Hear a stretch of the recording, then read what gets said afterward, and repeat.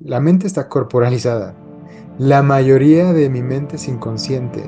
Entonces, y lo que yo, si le doy muchas vueltas a la razón, me atoro en las mismas cosas de siempre, en mis discursos de siempre. Entonces, entrarle al cuerpo es entrarle a esta información, que es lo que es. Bienvenidos al podcast Más Cuerpo, Menos Mente con Ashley Lauren Meter. Conócete con tu cuerpo. En esta temporada estamos explorando la salud mental y la conexión con el cuerpo. Aquí encontrarás diálogos e entrevistas interdisciplinarios con grandes expertos del trabajo con el cuerpo y conocerás más acerca de la vinculación corporal y la educación somática. Doy un gran bienvenido al fisioterapeuta especialista en salud mental y psiquiatría, Moisés Magos. Él es psicoterapeuta corporal, docente y investigador asociada en la Universidad Anáhuac, México, con experiencia de trabajo con grupos sociales vulnerables. Muy bienvenido, Moisés. Gracias, Ashley, gracias por la invitación. Muchas gracias por estar aquí y pues hoy me emociona platicar contigo acerca de tanto tu área de estudio en la fisioterapia y si estarías abierto de contarnos un poco más acerca de tu especialidad y cómo llegaste a este camino de vincular tu trabajo como fisioterapeuta con la salud mental. Claro que sí, digo, es complejo para mí porque es como de los temas que más me apasiona, entonces como bajarlo, ¿no? Decir por dónde le entramos. Hay muchas formas de entrarle. Pero desde esta invitación que tú estás haciendo, pues yo llegué de forma personal, ¿no? Primero yo llegué a un proceso de trabajo de psicoterapia corporal, me impactó mucho los resultados y desde ahí pues como que tuve esta obsesión de cómo era la conexión entre mente y cuerpo. Entonces yo llegué al revés, yo primero entré por psicoterapia, luego busqué una disciplina médica que me pudiera enseñar un poco del cuerpo. Y después los junté. Y ya que los había empezado yo a juntar, me enteré que había un área que se llama tal cual fisioterapia en salud mental y psiquiatría, en la que pues cabía justo lo que yo estaba haciendo. Y pues aquí estamos, justamente. Qué increíble. Y háblanos un poco acerca de la conexión con el cuerpo y la salud mental con el abordaje de la fisioterapia. Mira, el intercambio de información entre el cerebro y el cuerpo es tan crucial que cualquier falla en esta comunicación tiene una repercusión clara en la calidad de lo que llamamos salud mental, ¿no? Te digo, ahí entrarle sobre lo que fundamenta en fisioterapia. O sea, no puedo hablarlo de fisioterapia sin pensar en todos los miles de fundamentos que podemos tomar desde la filosofía, el arte, neurociencias, la psicosomática. Pero creo que si nos vamos, por ejemplo, desde este campo de las neurociencias, para empezar, por ejemplo, vemos cómo se ha quitado de este concepto en el que se ponía al cerebro en el centro, un concepto como cerebrocentrista, en el que se decía que la mente era el resultado solamente del cerebro. Y varios autores, por ejemplo, como el neurocientífico Antonio Damasio, nos han dicho, a ver, la mente no es producto del cerebro, sino es un intercambio de información interactiva entre los diferentes sistemas inmunológico, perdón, endocrino, sistema nervioso autónomo. Y de esta información constante, pues es que van surgiendo lo que nosotros conocemos como mente, ¿no? Entonces, hay un punto desde varias ramas que nos está llevando a decir, a ver, la mente es algo corporalizado en relación con los demás. Entonces, creo que eso pues abre todas las posibilidades a aquellos que estamos trabajando de alguna forma con el cuerpo. Totalmente. Y que pues el cuerpo toca todo y incluso más el cuerpo, el movimiento corporal involucra todas las partes de la persona. Y me encanta el abordaje que se están haciendo a través de la fisioterapia.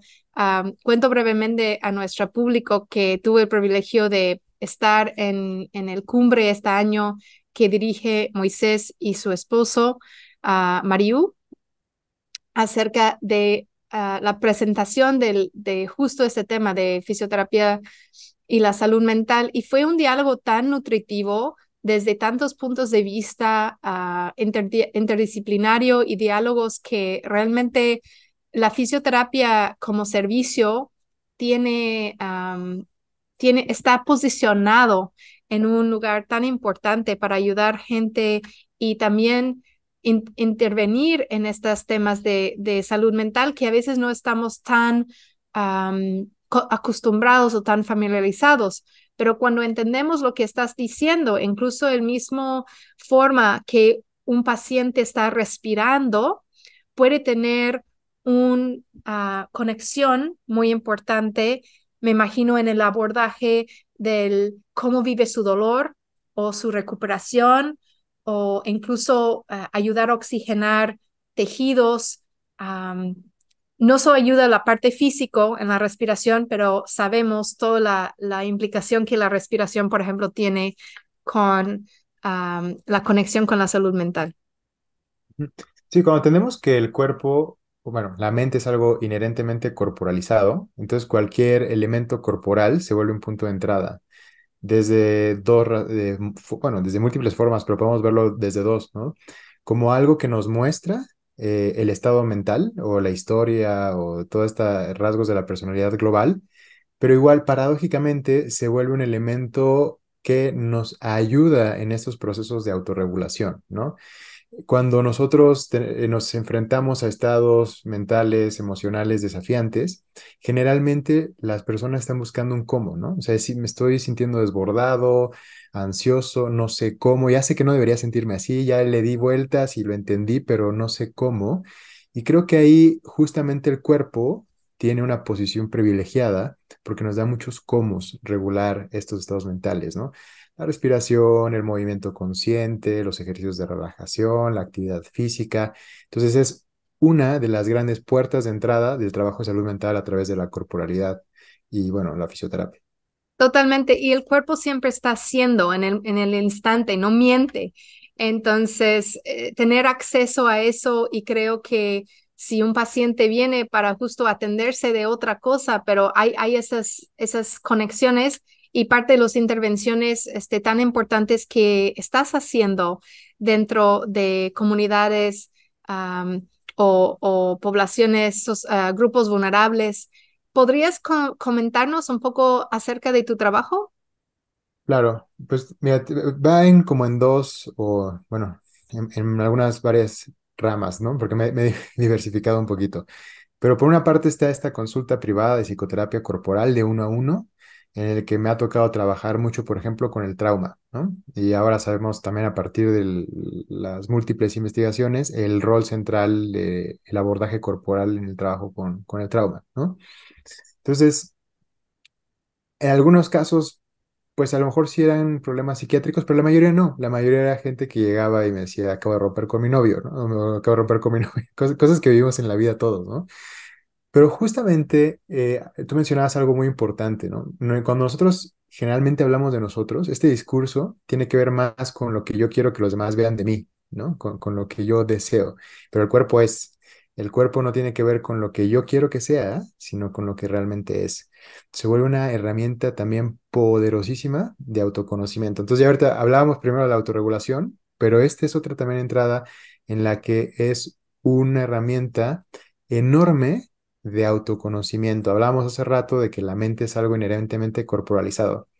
Y si sabemos que la mente o lo que nosotros normalmente tenemos como para platicar, para conocer es poquito y que la mayoría es inconsciente, pues podríamos decir que ese inconsciente pues es también corporal, ¿no? Entonces mucho de lo que la persona no sabe de sí misma a veces lo descubre en este trabajo corporal. Se ve una herramienta poderosísima para poder conocer cosas que le sorprenden, cosas que no sabía, cosas que no están integradas.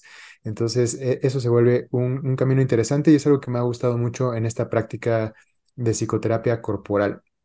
Por otro lado, he tenido esta experiencia con grupos vulnerados, como personas en situación de calle, personas con adicciones, personas con esquizofrenia. Entonces, donde muchas veces sí ya me estaba enfrentando a problemáticas psiquiátricas, ¿no? En el que el grado, digamos, aparente escisión, ¿no? Entre ellos y su realidad es grande, ¿no? Pero justamente en estos casos que podrían parecer exacerbados, nos muestra esto que a lo mejor nosotros vivimos en algún medio, ¿no? Ese nivel de desconexión que todos tenemos de alguna forma y cómo el cuerpo se vuelve un ancla poderosísima para poder regresar, ¿no? Para poder regresar a la realidad. Y creo que tiene un sentido muy básico. Si yo no percibo mis procesos fisiológicos, pues no puedo percibir mis emociones. Si no percibo mis emociones, no percibo mis procesos mentales. Si no percibo mis procesos mentales, si no percibo mis cuerpos, no percibo el entorno, las relaciones con los demás. Entonces empieza a ser una desconexión en cadena, ¿no? Que al revés podemos ir también construyendo. Bueno, empiezo a percibir mi cuerpo, entonces me voy dando cuenta de lo que realmente siento, de lo que realmente son mis emociones, de lo que realmente conecto con los demás, con el entorno, y empieza a ser un proceso a la inversa, ¿no? En el que el cuerpo se vuelve una herramienta para volver a conectar conmigo y con los demás.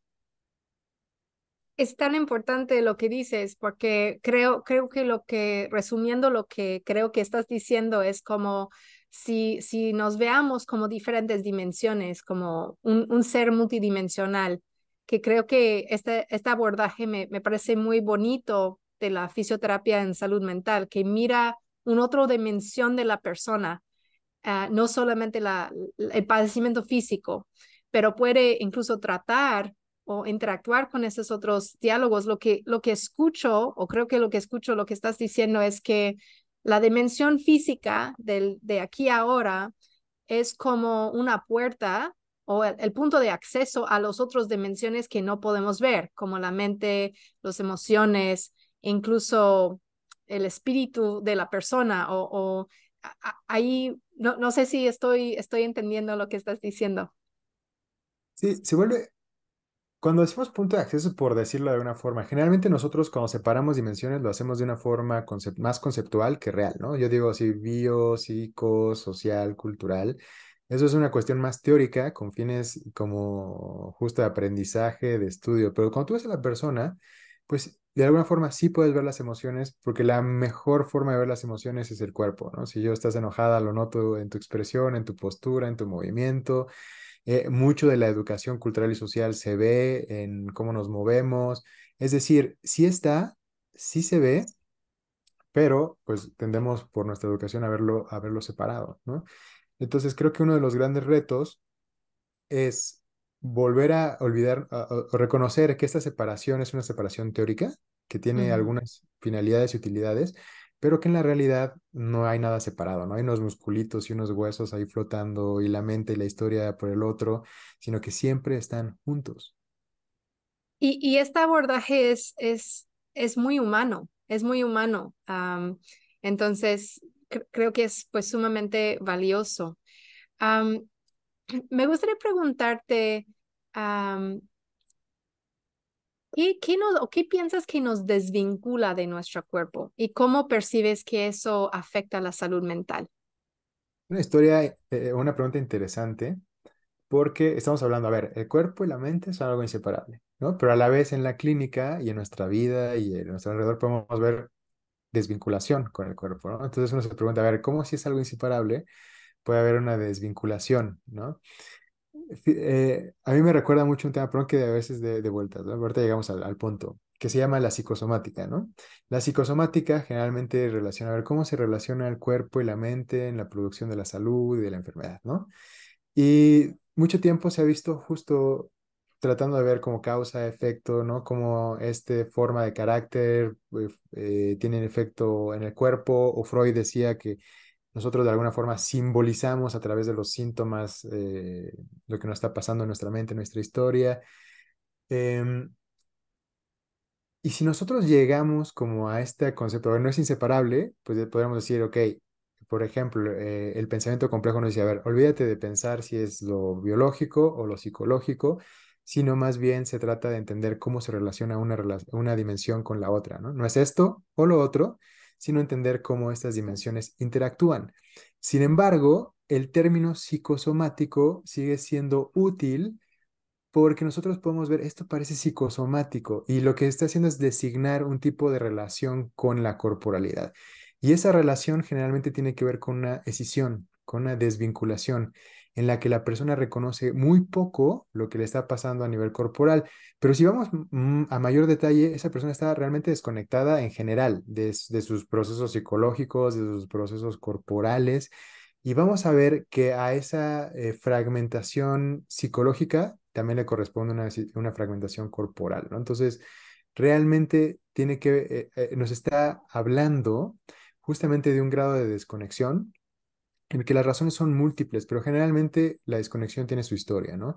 Entonces, detrás de una gran desconexión, generalmente hay una historia difícil. Entonces, estos eventos difíciles de nuestra vida, traumáticos, van haciendo que nos vayamos desconectando, ¿no? De eso, híjole, es doloroso y se va quedando por ahí y nos va desconectando cada vez más. Por eso también eso del trabajo corporal y el autoconocimiento suena muy bonito en papel, pero en la realidad es algo arduo porque tiene que ver con conectar muchas veces con aquello que he querido dejar a un lado, ¿no? Que de lo cual ha sido muy doloroso y que para poderlo integrar tengo que volver a conectar con ello, ¿no? Totalmente de acuerdo. Y qué importante mirarlo con ojos compasivos, que estas historias de desvinculación a lo mejor han sido la mejor opción en el momento, en específico para el trauma, y no generar vergüenza o historias negativos acerca de nuestras propias relaciones con el cuerpo. Yo diré que incluso una persona que trabaja en una oficina 10 horas al día, um, tiene una cierta demanda de productividad, como el cuerpo tiene que producir desde la mente racional y tengo que apagar la mente de aquí abajo. De cierta forma, mi cuerpo debe de servirme para que la mente racional opera. Y estas formas de trabajar todavía son cada vez más presentes a veces en esta área. Um, pero me encanta tu respuesta y el abordaje. Quería preguntarte un poco acerca de um, cuál sería el reto que ves cuando se trata la salud mental con el cuerpo en tu especialidad como fisioterapeuta. Um, ¿Qué tipos de retos o tabús o resistencias has encontrado? Porque al final este es un espacio de divulgación y creo que es importante a veces hablar de estas resistencias um, y también cómo superarlos. Pues hay muchos retos y muchas ahí a veces dificultades, porque justamente en esta separación que estamos hablando entre mente y cuerpo, pues también está en el sistema médico, ¿no? Entonces está el especialista para el cuerpo, el especialista para la mente, y de entre esos, un especialista cada vez más concentrado en una partecita, ¿no? Entonces, dentro de esta separación, pues al fisioterapeuta le toca el cuerpo, ¿no? Pero el cuerpo como, entendido como máquina, el cuerpo entendido desde lo biomecánico, el fisioterapeuta entendido como el mecánico que hace las chambitas, la alineación y el balanceo. Entonces, desde esta concepción, que tiene que ver con un modelo biomédico, que en teoría no es el que estamos usando, porque en teoría estamos en el biopsicosocial, pero la práctica dice otra cosa, pues es muy difícil decir, bueno, y entonces, ¿cómo un fisioterapeuta tiene que ver con salud mental? O sea, cuando hablo de esta área de especialidad, la mayoría de la gente dice, bueno, suena padre, pero no entiendo a qué te refieres. Y el mismo fisioterapeuta es como de, bueno, pero ¿cómo? ¿No? Entonces viene un reto, primero, desde esta parte, porque por eso siempre es importante empezar desde la parte conceptual, porque creo que esta dificultad para entender empieza desde modelos de entendimiento. Entonces hay que cuestionar el modelo, entender que hay varios modelos, etcétera, ¿no? Y una vez que entienden los modelos y decir, ok, si realmente estoy en lo biopsicosocial y lo voy, bueno, entonces, ¿cómo lo hacemos? Entonces viene una labor ahora desde la profesión también de fisioterapia, a ver cómo logramos que este modelo que estamos diciendo que es el que usamos se traslade a la práctica. Porque fíjate que yo le estaba dando una clase y una alumna me dijo algo que es muy cierto. Me dice, a ver, toda la profesión, yo estoy en la carrera y los 4 años me enseñan a ser súper especialista en la parte biológica, biomecánica, ¿verdad? Y salgo y me dicen que tengo que ver lo social y lo psicológico y nunca me enseñaron cómo, ¿no? Y me pareció un comentario acertado. Entonces está faltando puentes que me ayuden a mí, pues a trasladar eso que digo que es mi modelo a herramientas de evaluación, herramientas de tratamiento, ajá, desde un modelo que no es solamente asistencialista, herramientas de promoción, prevención, protección, ¿no? Entonces, vienen muchos retos desde una parte teórica, entender esta parte de información que ya está ahí disponible para todos, para ver que cuando hablamos del tema mente-cuerpo, pues ya tiene mucho sustento desde la parte también científica. No es que sea la única, pero desde esta parte también como basada en evidencia, también neurocientífica, tenemos mucho que nos sustenta para hablarlo como un complejo indisociable. Y una vez que lo entendemos, viene este reto de entonces, ok, ¿cómo lo trasladamos a la clínica? Yo creo que una de las principales preocupaciones, al menos de los fisioterapeutas, es decir, estoy haciendo intrusismo cuando hablo de lo psicológico y lo psiquiátrico, pero un punto central es entender, no estamos hablando de que un fisioterapeuta ahora va a hacer el papel del psicólogo o del psiquiatra, sino desde que sus propias herramientas se va a sumar al trabajo interdisciplinario. ¿Cuáles son sus propias herramientas? El movimiento, la actividad física, la conciencia corporal, la estimulación sensorial, es decir, esto que estamos hablando hoy como el cuerpo como punto de entrada, ¿no? Sí, maravilloso en ese aspecto. Y yo sé que tú tienes un diplomado en donde entrenas a fisioterapeutas en este abordaje y hay mucho enfoque en cómo tratar la ansiedad, cómo tratar el trauma, cómo tener intervenciones psiquiátricas. Pero yo diría para un fisioterapeuta que quiere trabajar con cualquier traumatismo del cuerpo, o una enfermedad crónica, una lesión crónica, ahí estás interviniendo totalmente con la salud mental de la persona, del paciente, porque esos esos tipos de padecimientos, pues claro que tenemos mucha emocionalidad alrededor de estas experiencias. Aún a lo mejor no son diagnosticados como ansiedad, etcétera, pero incluso puede haber un papel preventiva o una mejor forma de trato que ayuda a la persona a pues sobrellevar su lesión de forma positiva, etcétera. Entonces, me Yo parece creo muy importante. En esto que mencionas, pues va en parte de los retos. Y uno de los retos que hemos tratado de clarificar, es decir, ok, cuando hablamos de esto, de esta intervención de fisioterapia, lo hablamos en dos niveles.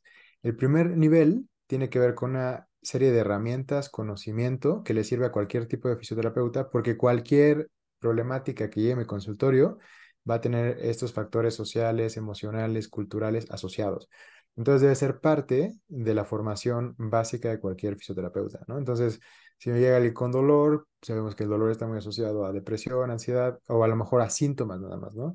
Entonces, es cómo lo manejo o tengo las herramientas básicas para eso que ya se está presentando a mi consulta, sí o sí.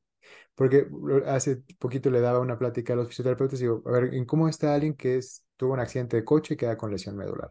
¿Cómo está alguien que le da un derrame cerebral y tiene EBC? ¿Cómo está alguien que le diagnostican una enfermedad crónica degenerativa como el Parkinson o alguien que tiene una lesión deportiva? Y vamos viendo que, por supuesto, hay factores psicosociales y psicoemocionales muy fuertes con los que ya estamos lidiando, pero lo estamos haciendo como podemos. Y lo principal es hacerlo pues de una forma más consciente y más profesional. Y el siguiente nivel es esta posibilidad que abre esta visión de sí trabajar a lo mejor en un área de especialidad de psiquiatría y salud mental, pero lo cual definitivamente implica un mayor entrenamiento, un grado de especialización, ¿no? Totalmente, totalmente, porque ahí ya entramos en temas mucho más específicas pero creo que como educación general, todos los fisioterapeutas deben de estar informados en este abordaje, porque pueden hacer tanto bien y también mucho trabajo preventiva. Sabemos que no mover el cuerpo genera una cadena de síntomas por abajo y claro que incluye mucho la salud mental en eso. Entonces, y las razones a veces que la vida va presentándonos un accidente, una enfermedad fuerte, normalmente viene atrás toda una historia que también está ya muy vivo, muy presente en el cuerpo, mente, psique, emociones, espíritu de la persona. Ujú, exacto. Am, algunos consejos. Si alguien escuchando esta podcast está interesados en fortalecer su salud mental con el cuerpo, ¿qué podrías decirles? Pues justo les diría esto, como les decía hace rato, el cuerpo nos da muchos comos. Afortunadamente todos tenemos estos recursos o esta capacidad de autorregularnos. Claro que es desafiante y que hay que fortalecerla, pero podemos pasar de un papel completamente pasivo en el que creo que toda la salud viene de fuera, ¿no? Me la da el médico, me la da la cirugía, me la da el medicamento, que eso tiene su función, pero podemos también cambiar el paradigma hacia un modelo de salud más activo en el que yo puedo movilizar mis propios recursos internos para la salud, ¿no? Entonces, el primer eh, re- consejo sería cómo movilizamos esos recursos internos para la salud y ahí el cuerpo tiene mucho que darnos, ¿no? Les decía, cómo a través de la conciencia corporal, de la relajación, de la actividad física, de la respiración, puedo empezar a fortalecer mi capacidad como de transitar los diferentes estados mentales y emocionales que siempre cambian, ¿no? Entonces, creo que eso sería uno de los grandes consejos. El segundo, como les decía, creo que el cuerpo es una puerta de entrada al autoconocimiento. Entonces, si estoy en este camino de querer fortalecer mi salud mental, implica pues un mayor autoconocimiento. Entonces, si yo empiezo a prestar atención a lo que realmente siento, me voy a dar cuenta de lo que es para mí, cuál es mi camino, lo que realmente quiero, lo que realmente me hace clic, que no es igual para todos, no es lo mismo para ti o para mí, puede ser exactamente lo contrario. Entonces, si yo me guío por una parte social, puedo estar caminando un camino que no me pertenece, ¿no? Entonces, para caminar mi propio camino, tengo que hacer esa pausa, poder percibir, sentir, y con base en eso que estoy sintiendo muy personal, algo muy físico, pero que es también en esta no separación, pues una muestra de algo mucho mayor a eso que me dice qué es lo que sí me corresponde, qué es lo que es bueno para mí, con quién sí hago clic, qué es lo que realmente necesito en este momento, ¿no? Entonces, darme esa pausa para ir conectando con esa voz interior que puedo percibir muy clara en mi cuerpo para realmente caminar el camino que me corresponde, ¿no? Y a lo mejor, pues un tercer consejo sería incluir mucho este camino también desde el goce, porque no, muchas veces ponemos el autoconocimiento o el trabajo de salud mental como si fuera así, ay, Dios mío, qué mal estoy, pero también es muy importante dar esta dieta sensorial del bienestar, ¿no? O sea, trabajar la salud mental desde la promoción del bienestar. ¿Qué me hace bien? Y también para eso tengo que conectar, para saber. Y una vez que sé que me hace bien, incluirlo como algo importante en mi dieta día a día, una dieta sensorial de bienestar. Mm, me encanta y para mí siempre ha sido para mí la conexión con el cuerpo que debe ser lúdico, ¿no? Tener esta ingrediente de lúdico. He tenido el privilegio de grandes maestros que me han enseñado de esa forma, ¿no?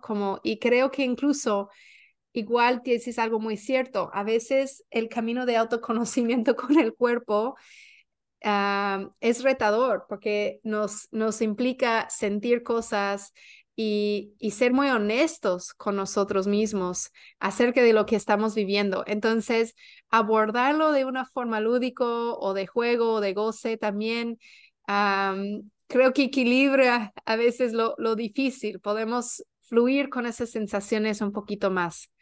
Ujú. Entonces, me encantan, esos tres consejos son muy valiosos.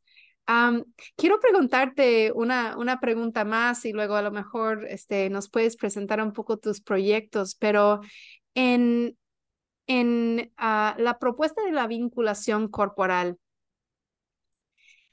esta idea que nuestra relación con el cuerpo, nuestro diálogo con la relación, con esa dimensión, también tiene un importante factor en nuestra salud mental.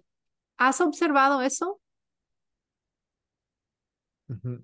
¿Te refieres al cómo? Al cómo Sí, el cómo nos relacionamos con el cuerpo, si piensas que tiene una relación o si piensas que nuestro vínculo con nuestro cuerpo afecta la salud mental. tiene que ver con todo lo que hemos hablado, ¿no? Yo siento que el vínculo con el cuerpo es fundamental, pues al no ser separado, cuando yo me desconecto de mi cuerpo, me desconecto de mucha información. central para mí, ¿no? Si yo me desconecté de la información que es central para mí, justo estoy más a la deriva de que el centro tiene que estar afuera, ¿no? Que alguien más me diga qué tengo que hacer, que me regule algo externo, etcétera. Entonces, para poder realmente tener esta autonomía, este camino, necesito estar conectado, ¿no? Los cómo son muy importantes porque muchas veces nosotros tomamos un recurso y lo que hace la diferencia entre que sea un recurso o no es el cómo, ¿no? Entonces, híjole, ya estoy haciendo esto y no me está sirviendo, pues sí, pero es el cómo, ¿no? Eh, lo voy a poner desde ejemplo, un ejemplo muy aterrizado porque a lo mejor eso puede ser más cercano, ¿no? Había una persona que se nos acercó y nos decía que tenía ansiedad y ya está haciendo mucha actividad física. Y decía, o sea, escucho que la actividad física funciona muchísimo, pero yo no veo cómo porque yo sigo teniendo ansiedad.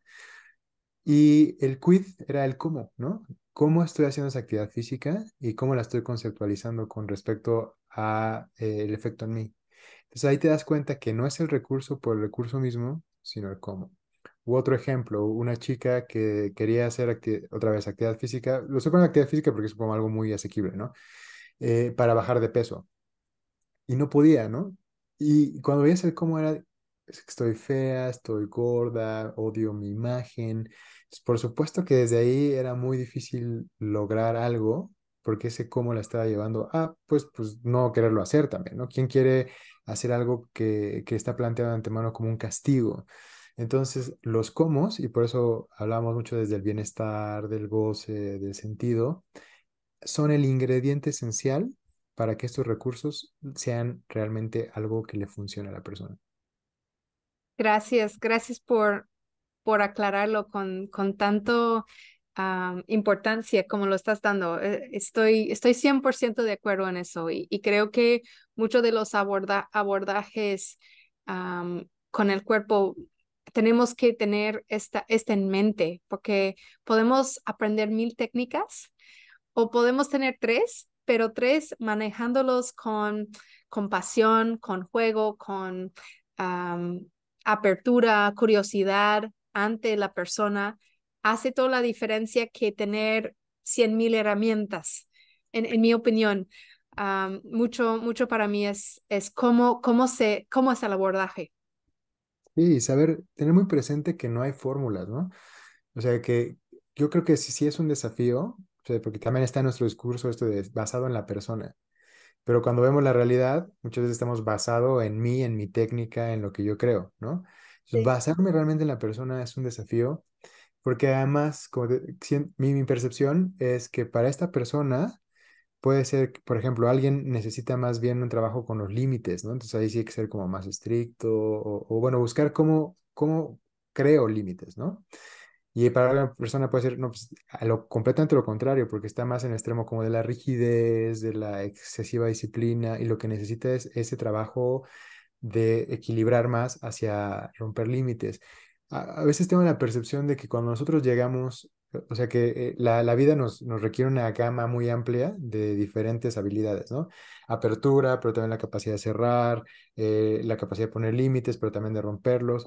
Entonces, y generalmente cuando llegamos a necesitar un trabajo personal es porque ya nos fuimos a uno de los extremos, estamos atorados ahí y no sabemos cómo salir de eso, ¿no?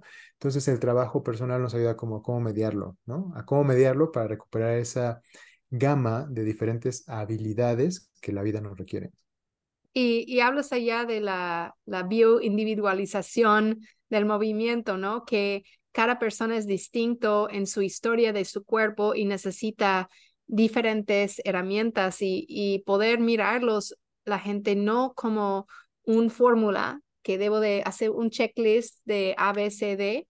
En la educación somática utilizamos la fenomenología corporal. Entonces, nuestro protocolo es estar en el momento y seguir el sí de la persona, reconocer su no, um, a buscar sus posibilidades, reconocer sus límites y de ahí ayudarles a orientarles a un punto medio con las herramientas que tenemos. Entonces, me parece fascinante y emocionante, Moisés, que compartes esta visión. Y creo que en un sistema tan estandarizada por lo bien, digamos, como la fisioterapia, porque obviamente queremos un fisioterapeuta que tiene algunos estándares para tratar una lesión de tobillo o una lumbalgia, no sé, como que queremos, claro, estas estandarizaciones, pero también poder entrar en lo que está haciendo en el momento. A lo mejor está, digamos, tengo curiosidad de dónde viene, si viene más de la psicoterapia corporal o qué abordaje lo estás usando para eso, porque me parece súper emocionante que estás enseñando eso en tu diplomado. Ok, quería contestar varias cosas. La primera, ahí está otro reto, de los que hace rato me preguntabas cuáles eran los retos. Uno es que la profesión justo de repente siento que están buscando fórmulas, ¿no? No sé Ajá. si sea en general de las personas de la vida o específicamente o más remarcado en los fisioterapeutas, pero a veces quieren una fórmula, ¿no? Oye, si tengo una persona con ansiedad, ¿qué hago, no? Como si hubiera paso uno, paso dos, paso tres, ¿no? No lo hay. Pero también, ahorita que hablamos de los puntos medios, es ese punto medio entre las dos cosas. Es decir, claro que necesito tener una serie de herramientas, estructuras, o sea, tener disponible, a ver qué herramientas de evaluación puedo usar, qué herramientas de tratamiento puedo usar. Y con esa cajita de herramientas, tenerla ahí atrás, disponible, y dejarla en hold un momento como para poder entonces irme a la persona a verla y de ahí ver Y en un luego día. ya eh, sales del fenómeno, como en nuestro lenguaje decimos, ya sales del fenómeno y agarras tus cajas de herramientas a ver lo que vas a usar. Es que por un Pero lado podría entrar, malentenderse, ¿no? O sea, podría malentenderse que decir, ah, entonces pues todo no, es como en la persona, incluso pierdo mi responsabilidad como guía. No, no, no.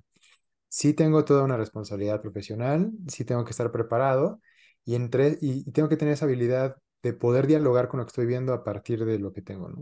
Ujú, sí, totalmente. Y creo que es un trato muy humano ujú. en, en entrar en la presencia de la persona y conectarles desde ahí y luego ya ver am, lo que se puede dar en esta sesión o en este encuentro con la persona. Moisés, cuéntanos de tus proyectos y cómo podemos conocerte más. Sí, pues voy a partir de la segunda parte que me preguntabas en la pregunta anterior. ¿De dónde parte? Tanto en la fisioterapia como en mí, creo que te decía, las raíces son múltiples. Si hablamos de los fisioterapeutas en salud mental, pues cada uno tiene diferentes corrientes como en todo, ¿no? O sea, por ejemplo, hay una corriente, hay una técnica que se llama fisioterapia psicomotora noruega, que tiene una influencia enorme de Wilhelm Reich, que Wilhelm Reich, pues al final de cuentas, es una influencia para casi todos los que han trabajado con el cuerpo. Hay otras que han sintetizado más como la información actual de neurociencias. Hay otras que pues, a lo mejor se parecen más como a movimiento consciente. Siento que las influencias son múltiples. A mí, en lo personal, pues creo que las influencias son varias, ¿no?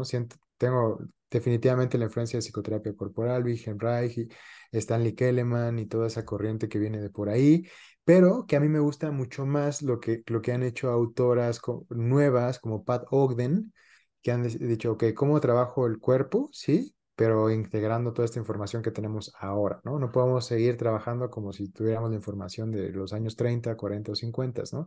Y no por demeritarlo, sino por cómo integro todo esto que sabemos ahora, ¿no? Entonces me gustan mucho estos enfoques que tienen que ver, pues, mucho desde lo que sabemos ahora a partir del trauma, ¿no? Como Bessel van der Kolk o eh, toda esta corriente de trabajo con el trauma. Entonces creo que esa es una influencia para mí. Tengo la influencia de las artes, me gusta mucho lo que se trabaja en lo corporal desde danza, teatro, etcétera. Eh, Esta parte de neurociencias, ¿no? Damasio. Me gusta mucho la parte que viene también de antropología y sociología, ¿no? Como David Le Breton.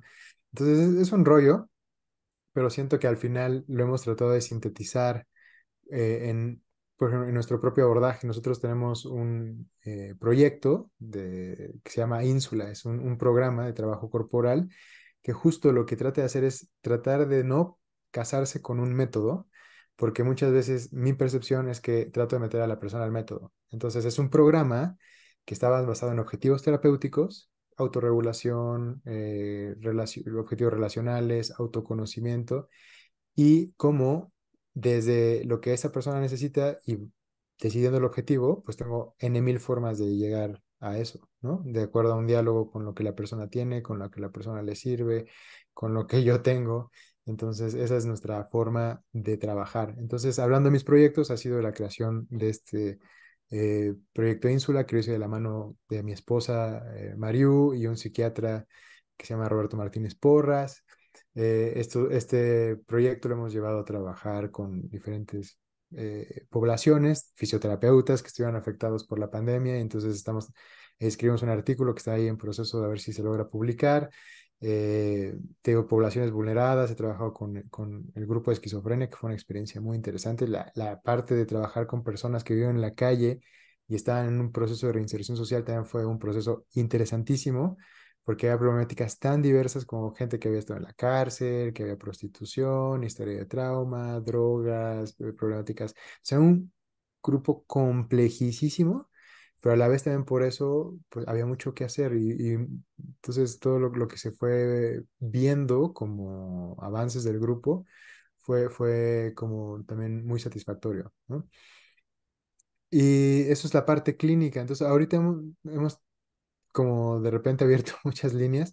Está la parte educativa, hemos levantado los diplomados, estoy ahí en la Universidad de Anáhuac, estamos tratando de meter investigación, entonces ahí estamos en varias ramas.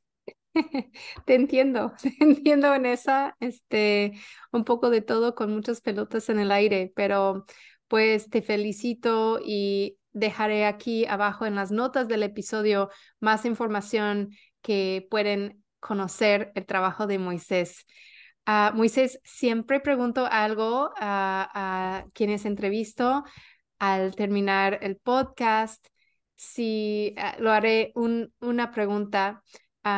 ¿Qué significa para ti la frase conócete con tu cuerpo? Pues para mí significa esto que decía, hemos hablado de alguna forma a lo largo de toda esta conversación, ¿no? A ver, la mente está corporalizada. La mayoría de mi mente es inconsciente.